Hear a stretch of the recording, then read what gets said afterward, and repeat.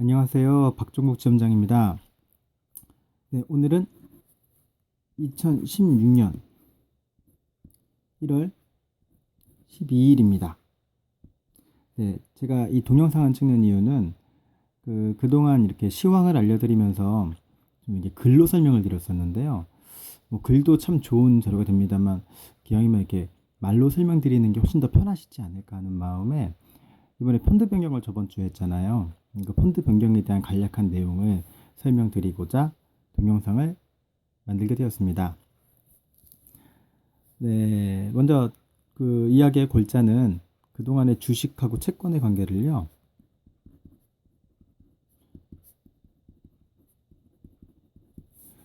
7대 3으로 유지하고 있었어요. 근데 그러다가 이번에 펀드 변경을 할 때 5대 5로 변경을 했습니다.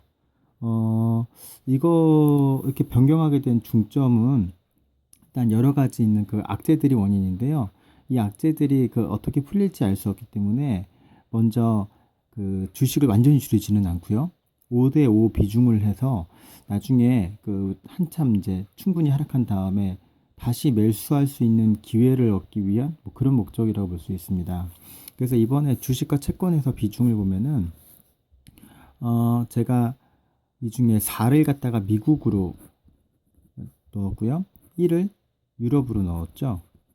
그 다음에 5는 이제 채권인데 전에는 MMF로 넣었었는데 이때는 이번에는 채권으로 이제 다시 바꾸게 되었습니다. 그래서 지금 상황에서 왜 이렇게 됐느냐에 대한 얘기를 이제 간략하게 말씀드리려고 합니다. 자, 지금 먼저 악재가요.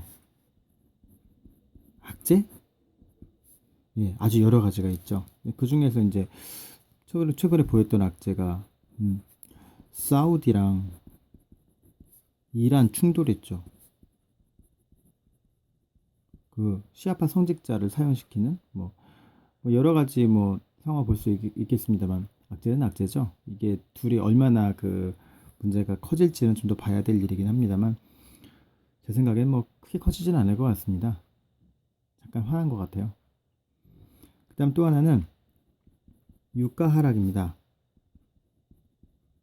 유가가 어쩜 이렇게 많이 떨어질까요? 오늘 이거 동영상 하기 전에 WTI 그 국제유가를 보니까요. 배럴당 31.41. 야, 이거 놀랍습니다, 아주. 야, 이 정도가 떨어지면 이제 물가는 어떻게 할지 모르겠네요. 이건 나중에 관련된 거 설명을 따로 드리도록 하고요. 그 다음에 금리 인상도 좀 생각해 봐야 되죠. 금리 인상으로 인해서 있는 여러 가지 영향은 아마도 미국 외에 다른 나라에는 좀 이렇게 좋지 않을 겁니다. 미국은 경기가 좋으니까 금리 인상을 하는 거니까요. 자, 네 번째입니다. 네 번째, 지금 이제 제일 중요하게 보려고 하는 부분입니다. 중국입니다. 중국. 예, 중국이 지금 이제 문제가 여러 개 있는데, 뭐, 사실 뭐 얘기할 게 뭐가 있겠습니까? 예, 부동산도 문제가 있죠. 그리고 최근에 주식시장에서 이제 굳이, 그러니까 제조업 지수 같은 것도 문제가 되는데, 저게 있잖아요. 그 1월 8일까지 그 대주주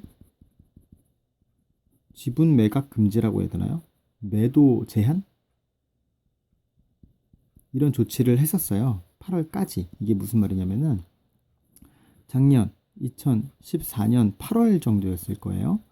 그때 중국 증시가 막 하락을 하게 되면서 그 중국 증시를 덜 하락하게 하기 위한 국가에서 한 조치입니다. 그래서 이거 완전히 정치에서 경제를 그냥 휘어잡는 놀라운 정책인데요. 중국이 공산당이니까 가능한 것 같아요. 어쨌든 이 조치로 인해서 좀 얼마나 진정된지는 모르겠습니다만 그게 1월 8일 날 풀리고 1월 9일부터 대주주가 이제 판매가 허용되는 것으로 나오니까 1월 4일부터 난리가 난 거죠. 그래가지고 이때 너무 중국의 그 하락세가 너무 크니까 일단은 펀드 변경을 이렇게 하는데 그 중에서 미국과 유럽 위주로 한 겁니다. 그래서 중국을 빼놓은 거예요. 중국은 지금 어차피 펀드가 들어가 있지도 않지만 중국으로 인한 여러 가지 피해들이 있을 건데요. 우리나라도 좀 어려울 거고요. 물론 벌써 어려웠습니다. 그 중에서 미국과 유럽이 좀 덜할 것 같은데 특히 미국의 영향이 덜할 것이기 때문에 미국을 비중을 이렇게 늘렸습니다. 그래서 뭐 그래프는 내가 다른 거 많이 가져오면 헷갈리실 테니까 자 먼저 이건 중국입니다. 상해 증시인데요. 자 여기 있는 그림 보시면은 그때가 2014년 11월 정도 요 정도에 제가 중국 비중을 높였었죠. 50% 높였었나요 그때? 높인 이후에 쫙 이렇게 많이 올라갔죠. 아 이거 기분 좋았어요 이때. 그래서 이때쯤에 비중을 줄였던 걸로 기억합니다. 그리고 더 나가서 한 번 더 줄이고 그 다음에 더 나가서 이때 팔았다가요. 나중에 요때 다시 샀을걸요. 이제 정확한 날짜를 기억 못해가지고 다시 떨어졌어요. 그래서 이거를 실수를 인정하고 다시 이때 팔았던 기억이 납니다. 그리고 중국을 여기서 다 빼버렸죠. 그리고 그 뒤로 중국은 이래 해가지고 여기까지 왔는데 현재 모습이 여기입니다. 이 현재 모습이 2016년 1월 그러니까 다시 우리가 그때 처음에 펀드 변경을 시작할 때 수준으로 떨어지기 시작했어요.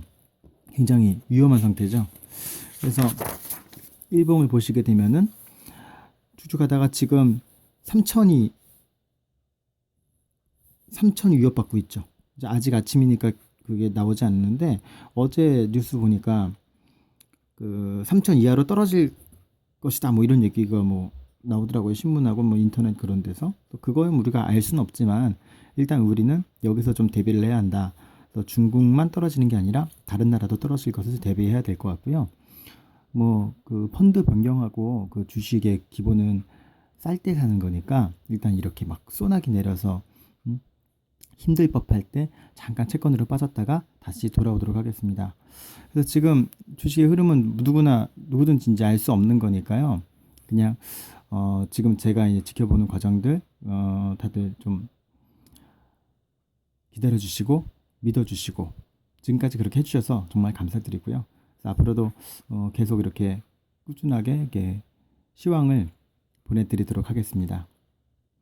감사합니다. 오늘도 좋은 하루 되십시오.